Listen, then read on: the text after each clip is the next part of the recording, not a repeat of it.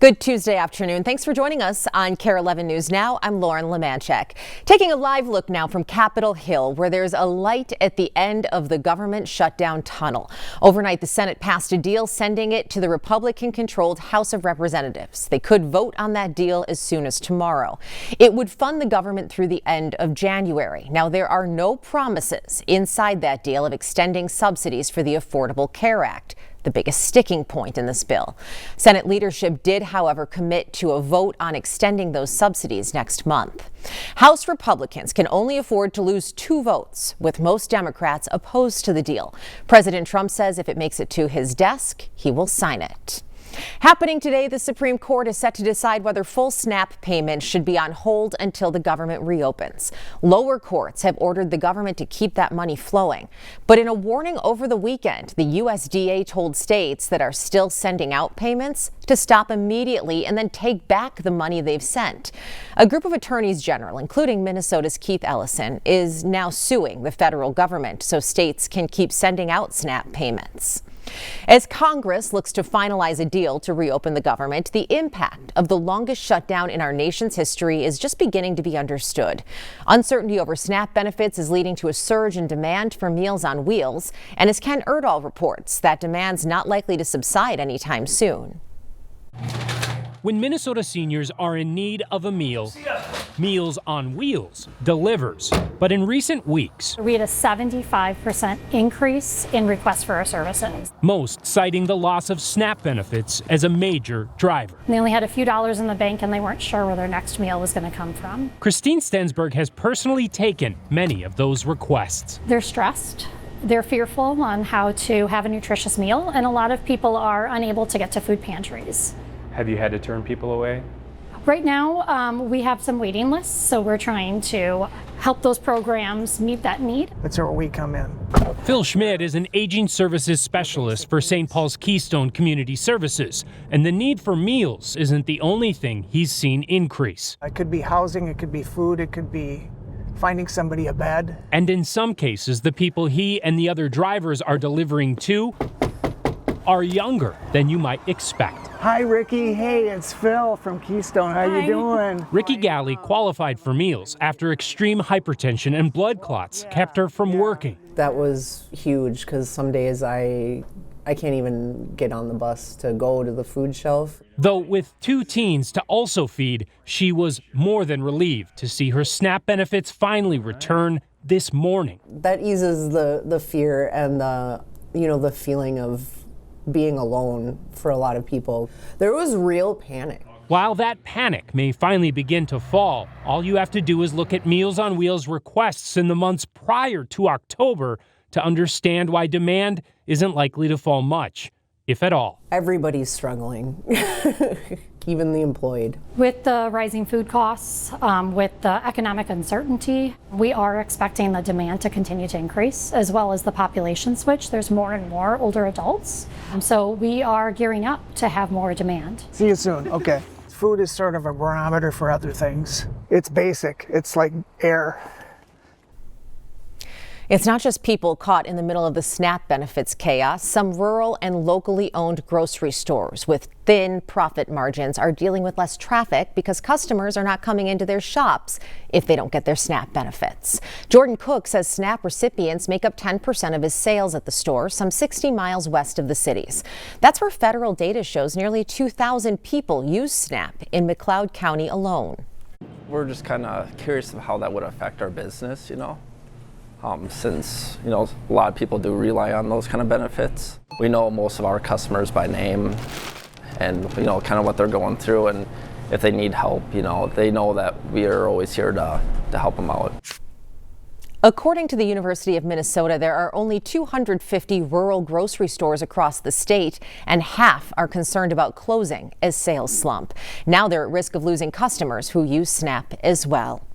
Another day of misery is expected today at airports nationwide. The FAA is expanding its mandate, now canceling 6% of daily flights because of the ongoing staffing shortages caused by the government shutdown. At MSP, more than 40 flights into and out of the airport have been axed today, mostly smaller airlines. NBC's Tom Costello covers aviation, and he's at Reagan National with the latest on the impact nationwide.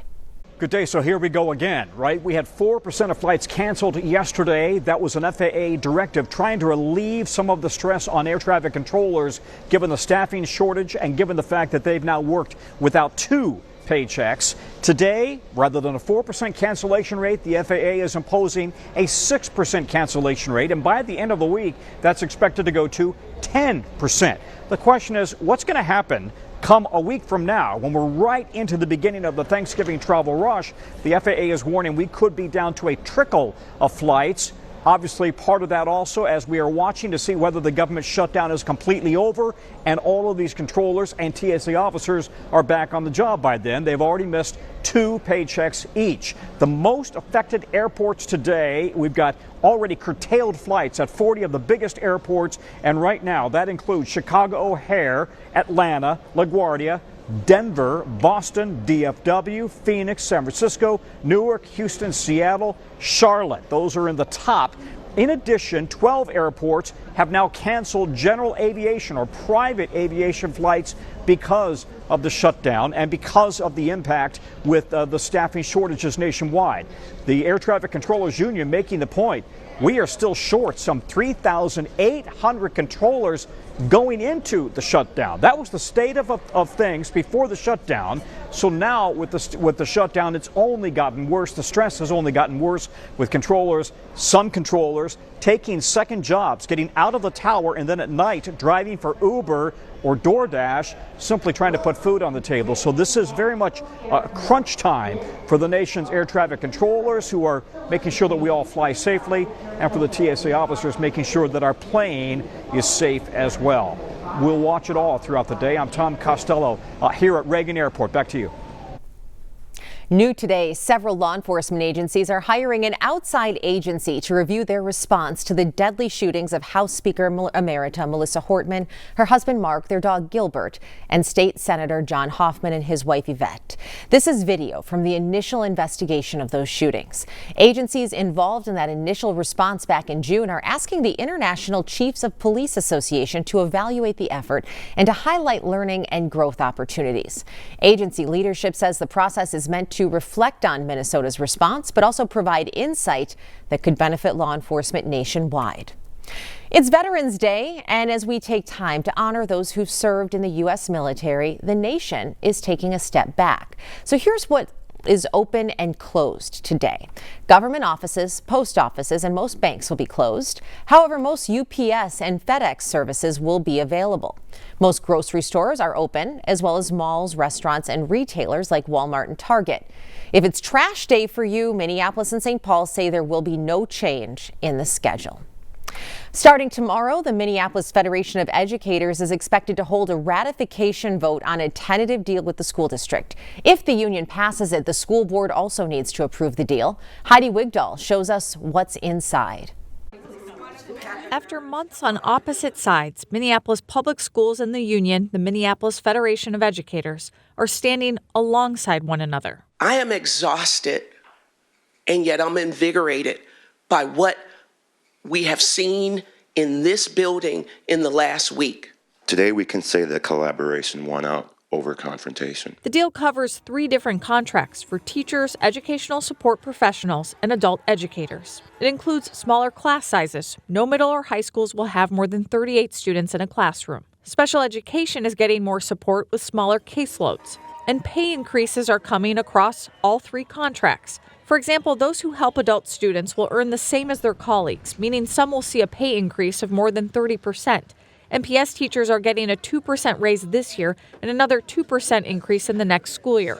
The agreement also allows teachers to reach the top of their salary faster. We will start breaking the past practices of being adversarial toward one another and building better relationships. But it comes at a time when the district's 2026 to 2027 budget includes a $25 million deficit. We were just really honest with our negotiators, and we showed them our 5-year projection.